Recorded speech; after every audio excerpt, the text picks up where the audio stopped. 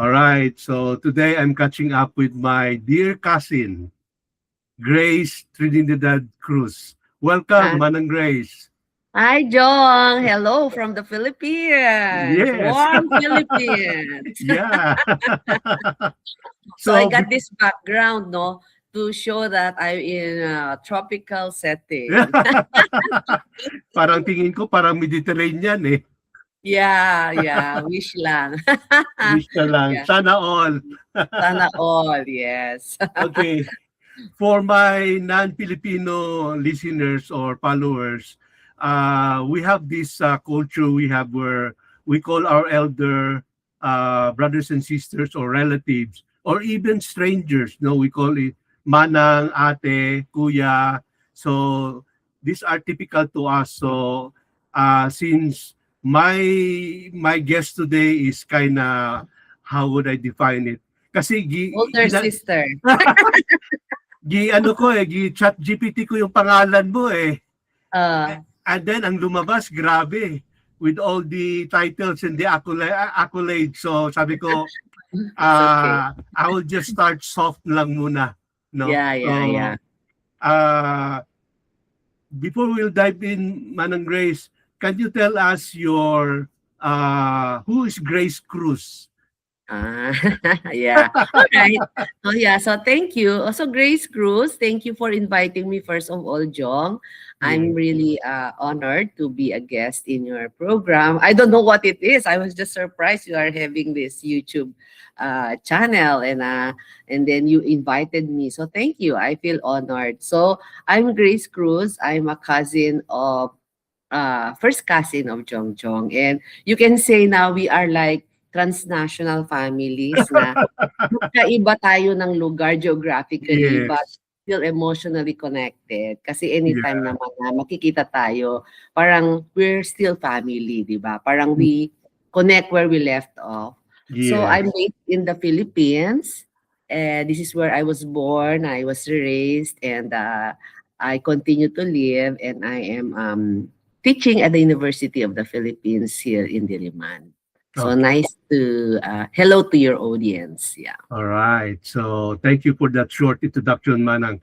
Uh, um, this would be my first question. Very soft.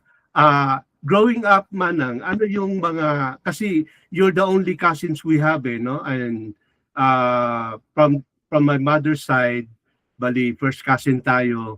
And then you grew up from in the north, no, in Indrile, Cagayan. Kami naman sa Panabo, Davao. So kung titingnan mo yung geographical ano natin, from north to south talaga. Pero ano yung mga growing up, ano yung mga naalala mo na meron kayong pinsan sa Mindanao?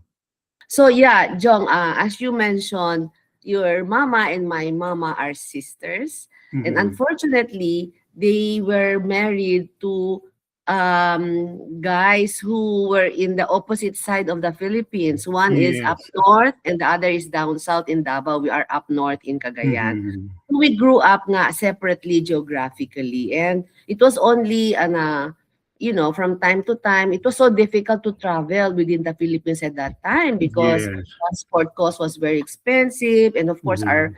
parents were just regular government, they were both teachers. So it was difficult for us to get together on a regular basis. But I still remember the time that your mama will always make an effort to bring you and your sister Bing Bing and, to come to Cagayan and visit us from time to time. And we had a lot of happy memories, good and bad. Mhm. Remember that we were there in Enrile without your mama. You came with your Lola, and we were going around, and you met that exciting bicycle ride that Yes. resulted in your in the Yeah, yeah. open Yeah. park there in your upper lip. So I had fond memories, and as I've mentioned a while ago, no, parang even if we did not grow up together, I think that the call ng blood relationship is Mhm. still very strong because our parents made sure that they tell us stories about our history as our family, the Mhm. closeness, how they struggled as young sisters during World War II. And for us, it made a lasting relationship about a memory about our relationship Mhm. as a family, although we did not grow up physically together. But I Yeah. remember your mama, when she came to Cagayan to visit us, I always remember her that she cooks so well. That's Mm. something that mama didn't do. They Yeah. doesn't have any talents in cooking. So when she cooks, I mean, she cooks so well and we really enjoyed. And that's the best memory I ever had whenever we get together. So I had fun memories. And true enough, when you all migrated to the US, and then I came, I think in 2019 before the COVID, uh, Mhm. we Yes. were just like very close family, even Yeah. if there was a lot of gap in terms of number of years that we didn't live Mhm. together, diba?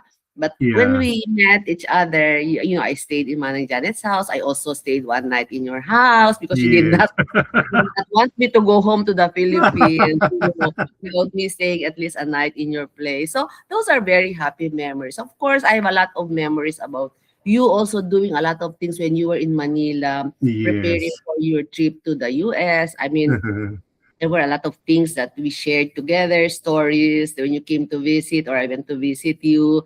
Like, you stayed in, my brother's house, and then we had stories there. Yeah. And then, I also, uh, I remember you built, renovated our house, di ba? Yes. So, every time I see it, May from a connection very na eh. small, from a very small bungalow, you try to Yes. make it a little bit spacious. And each time I see it, I say, "Oh, this is the work of Jong Jong." So you'll always be part of our Yeah. living space here in the Philippines. So yeah, thank you, Jong. Yeah. Yeah, it's really my honor to be of service to you and to your your papa, to uncle and to the rest of the your siblings. Before we'll go to your professional life, let me just ask you some little details on your life. Can you tell us, Manang, your experience when you stayed in the US, right, for your high school, something like an Yeah. exchange? Can you relate to us some your experience or your memories with that particular segment of your life?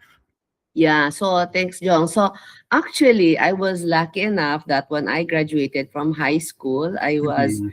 I was able to avail of the American Field Service or AFS scholarship, Mhm. where I was invited to go to the US and live with a host family, American family in North Carolina for Ah, one okay. year. Yeah, and then I Mhm. I was enrolled in a senior high school at Poksan Mm.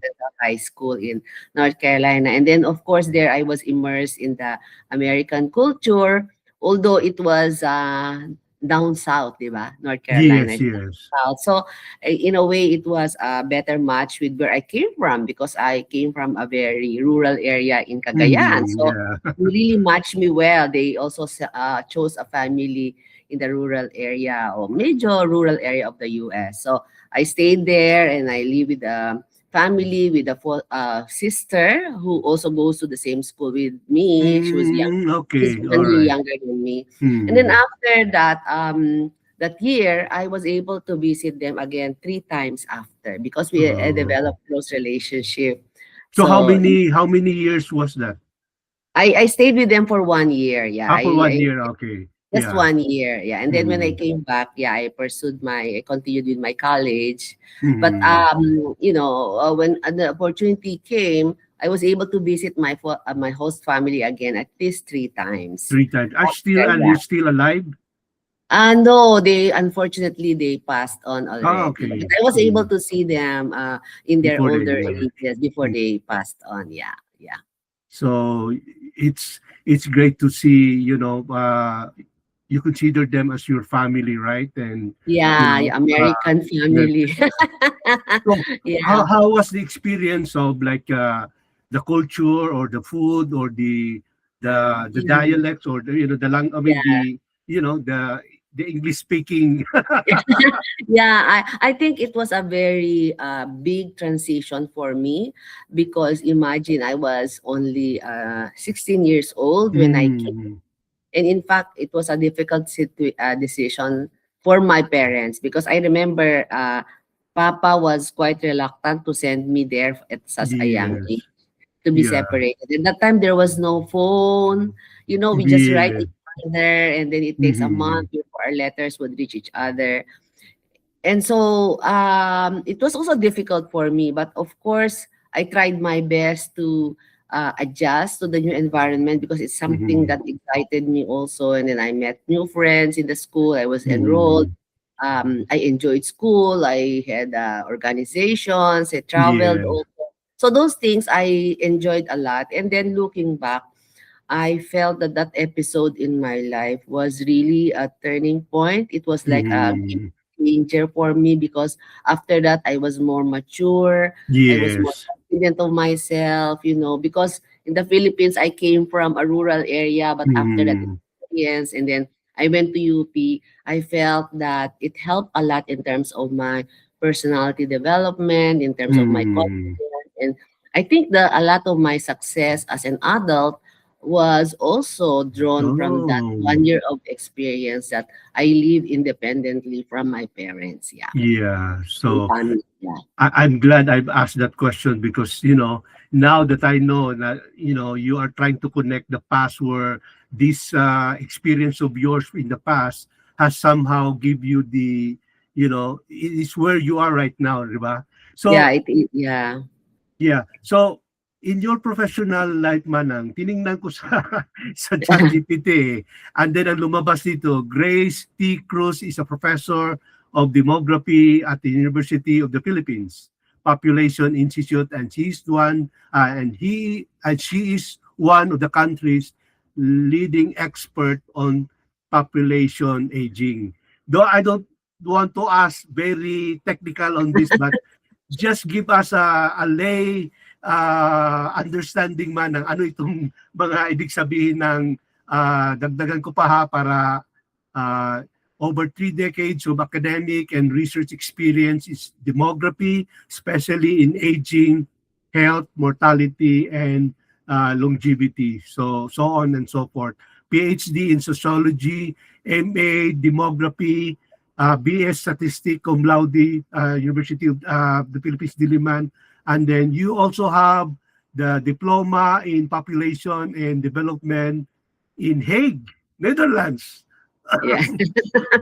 You know what you know what I mean, right?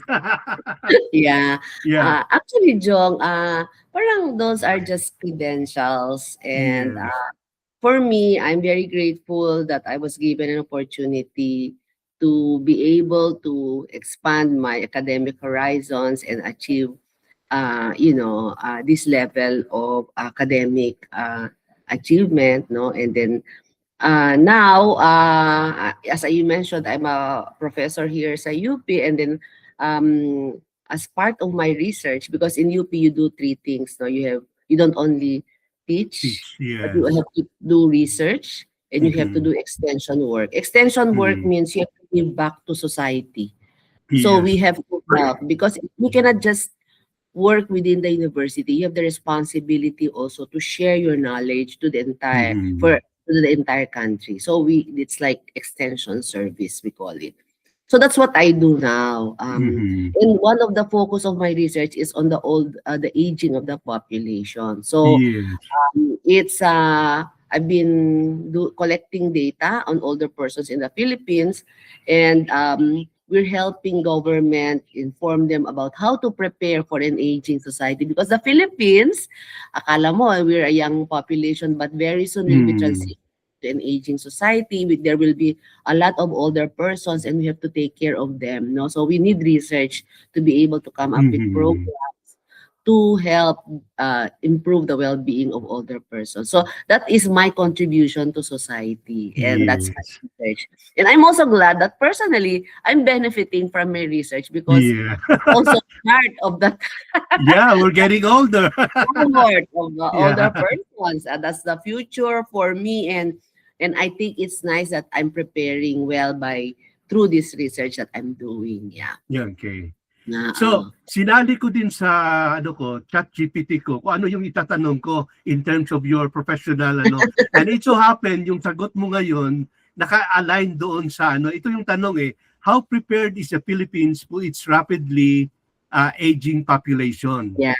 Oo. So, yeah, that's exactly, that's a very good question, Jong, because, you are in the US, and in the US, Europe, many developed countries like Mhm. Japan, South Korea, they are already in the aging stage, di Yes. ba? And Mhm. we have a lot of older persons there, and government is spending a lot for pension, for health system, to be able to take care of the growing number of older persons. But if Mhm. you know the Philippines, we are, economically poor. Yeah, and we have a huge population. Right now, we have something like 10 million who are 60 years and over. So if you define older persons, they are 60 years and Mhm. over. So you who are 60, already considered older person in the Philippines. So am I. Yeah. So if you count how many of us are 6 years and over, it's Yes. about 10 million. So what do we do? Because if you grow old, you have health problems, you need to provide them pension. Uh, what sort of programs should government do to be able to intervene to make life better in your older ages? Mhm. So are we prepared? That's the question. Well, Mhm. not really. We're not. We're still preparing because the problem in the Philippines is that we don't have that enough resources to be able to Yeah. do certain interventions in terms of Mhm. like, pensions. If you look at older persons in the Philippines, so many of them do not have any pension because in the Yes. first place, they did not have any formal employment. Therefore, when they Mhm. in their old age, they do not receive any formal pension from GSIS or SSS. So what do? They just have to wait for the social pension from government dole out. Which is Mhm. not a lot because the government cannot afford. At the same time, they have all these illnesses, so which progresses over time. So what do we do with them? We have to help them to make their lives easier naman and improve their well-being, and make their life more satisfying in their older ages. Yeah. Wow. Yeah. Grabe. In a nutshell yan, Um, pwedeng isang ito libro pero in-squeeze lang natin in few minutes lang. yeah. For my viewers, let me just know, especially to my architect jury or juror during my thesis at University of the Philippines Architecture Department, Grace Cruz was one of my advisor. Kaya Yeah. now you know kung gaano ka strong yung proposal ko. Kaya I Yeah. was so happy at that time manang na you were able to help with the statistic aspect of my Yeah. Yeah. research work and Yeah. uh, Yeah. naman napasa ko naman eh. Yeah, I'm so happy for you, Jong. I mean, if there's something also that I remember about you, you're somebody who will try his best to maximize his potential. So your Wow. stay in the Philippines, in Manila in particular, Mhm. was not really long. But if you look at your achievements during your time, you try to go back to school, and not in Yeah. any ordinary school. You went Yeah. to UP Diliman for your MA, and Mhm. you completed your master's in architecture. I mean, Yeah. that's really an achievement, and I really congratulate you for that. I remember very well your graduation. I was seated Yeah. up and I saw Yeah, you I there. know. Proud for achieving that diploma from university, and you really deserve it because you really worked so hard. And I'm really glad to be part of that journey, academic Yeah. journey. Yeah. Thank you so much. At Yeah. during that time, hanggang ngayon, I'm still grateful. But just to wrap it up, Manang, I know you have so much plate in your table, Let's talk about life balance, like a mother of three, ngayon may apo na, and then you're still a professor, Yeah. a loving wife to General Cruz. Ano yung mga, ano yung mga juggling techniques or ano ba yung naging, how did you approach it, Manang, na somehow Yeah. everything is being taken care of? Yeah, I mean, Jong, as I think you will understand that given all my responsibilities in school, in the Yes. office, I have to do teaching, I do research, I do extension. For a certain periods of time, I was also the director of the institute. And then over and above that, I was raising three children. And then, Yes. of course, I'm also a husband who has his own career. I have to manage the house.